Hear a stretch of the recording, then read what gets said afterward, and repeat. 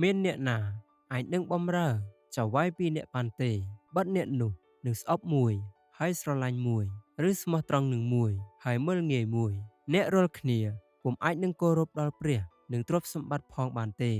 ដោយហេតុនេះបានជាខ្ញុំប្រាប់អ្នករាល់គ្នាថាកុំអោយខ្វល់ខ្វាយនឹងជីវិតដែលនឹងបរិភោគអ្វីឬនឹងរូបកាយដែលនឹងស្លៀកពាក់អ្វីនោះឡើយឯជីវិតតើមិនវិសេសជាងចំណីអាហារហើយរូបកាយតើមិនវិសេសជាងសម្លៀកបំពាក់ទេឬអីចូលពិចារណាពីសត្វស្លាបនៅលើអាកាសវាមិនសាបព្រោះមិនច្រូតកាត់ឬប្រមូលដាក់ក្នុងជង្រុកផងតែព្រះវរបិតានៃអ្នកដែលគង់នៅឋានសួគ៌ទ្រង់ចិញ្ចឹមវាឯអ្នករាល់គ្នាតើគ្មានតម្លៃលើសជាងសត្វទាំងនោះទេឬអីគ្រានោះព្រះយេស៊ូវគង់ទល់មុខនឹងឃ្លាំងក៏ទតមើលទៅវងមនុស្សដែលគេដាក់ដង្វាយក្នុងឃ្លាំងជាយ៉ាងដូចម្ដេចមានអ្នកមានជាច្រើនគេដាក់ច្រើនតែមានស្ត្រីមេម៉ាយក្រម្នាក់មកដាក់តែពីរស្លឹងដែលត្រូវជាកន្លះសេនទ្រង់ហៅពួកសិស្សមកមានព្រះបន្ទូលថាខ្ញុំប្រាប់អ្នករាល់គ្នាជាប្រកាសថាស្ត្រីមេម៉ាយក្រនេះបានថ្វាយលើសជាងអ្នកទាំងអស់ដែលដាក់ក្នុងឃ្លាំងត្បិតគេសុទ្ធតែយកពីរបស់ជាសំណល់ខ្លួនមកថ្វាយតែស្ត្រីនេះបានយកពីសេចក្តីកំសត់ខ្លួនមកថ្វាយវិញគឺជារបស់ដែលនាងមានទាំងប៉ុន្មានសម្រាប់ចិញ្ចឹមជីវិតខ្លួនផងត្បិតការដែលស្រឡាញ់ប្រាក់នោះហើយជាមេរឹសនៃសេចក្តីអាក្រក់គ្រប់យ៉ាងដែលអ្នកខ្លះបានឈោងតាមហើយត្រូវលួងលោមឲ្យឃ្លាតចេញពីសេចក្តីជំនឿទាំងចាក់ទម្លុះខ្លួនគេ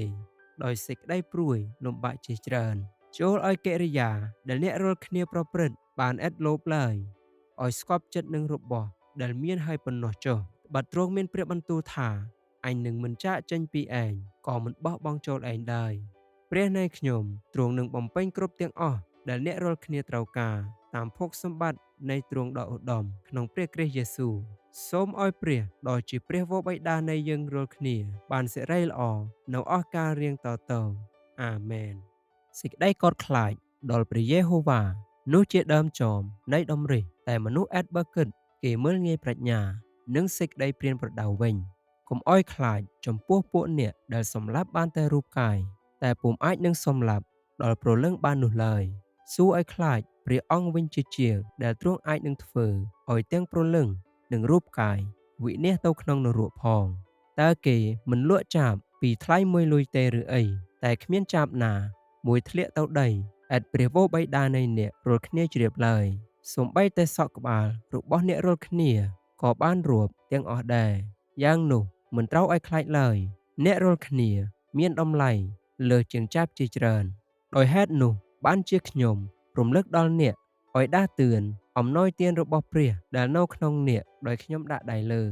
បាត់ព្រះទ្រង់មិនបានប្រទានឲ្យយើងមានវិញ្ញាណដែលតែងតែខ្លាចឡើយគឺឲ្យមានវិញ្ញាណដ៏មានអំណាចសេចក្តីស្រឡាញ់និងប្រាជ្ញានឹងធឹងវិញគ្មានសេចក្តីភ័យខ្លាចណានៅក្នុងសេចក្តីស្រឡាញ់ឡើយសេចក្តីស្រឡាញ់ដែលពេញខ្នាតនោះបណ្ដេញសេចក្តីភ័យខ្លាចចេញពីព្រោះសេចក្តីភ័យខ្លាចតែជួបមានសេចក្តីវេទនាហើយអ្នកណាដែលមានសេចក្តីភ័យខ្លាចនោះមិនទាន់បានពេញខ្នាតខាងឯសេចក្តីស្រឡាញ់នៅឡើយទេកុំអោយភ័យខ្លាចឡើយបាត់អញនៅជាមួយនឹងឯងកុំអោយស្រយុតចិត្តឲ្យសោះពីព្រោះអញជាព្រះនៃឯងអញនឹងចម្រើនកម្លាំងដល់ឯងអញនឹងជួយឯងអញនឹងទ្រឯងដោយដៃស្ដាំដ៏សុចរិតរបស់អញព្រះយេហូវ៉ាទ្រង់ជាអ្នកគង្វាលខ្ញុំនឹងមិនខ្វះអ្វីសោះទ្រង់ឲ្យខ្ញុំដេកសម្រាកនៅទីមានស្មៅខៀវខ្ចីទ្រង់នាំខ្ញុំទៅក្បែរមាត់ទឹកដែលហូរគ្រឿនទ្រង់កែប្រលឹងខ្ញុំឡើងវិញទ្រង់នាំខ្ញុំទៅតាមផ្លូវសុចរិតដោយយល់ដល់ព្រះនាមទ្រង់ទោះបើទូលបង្គំដែលកាត់ច្រកភ្នំនៃម្លប់សេចក្តីស្លាប់ក៏ដោយគង់តែមិនខ្លាចសេចក្តីអាក្រក់ណាឡើយត្បិតទ្រង់គង់នៅជាមួយនឹងទូលបង្គំ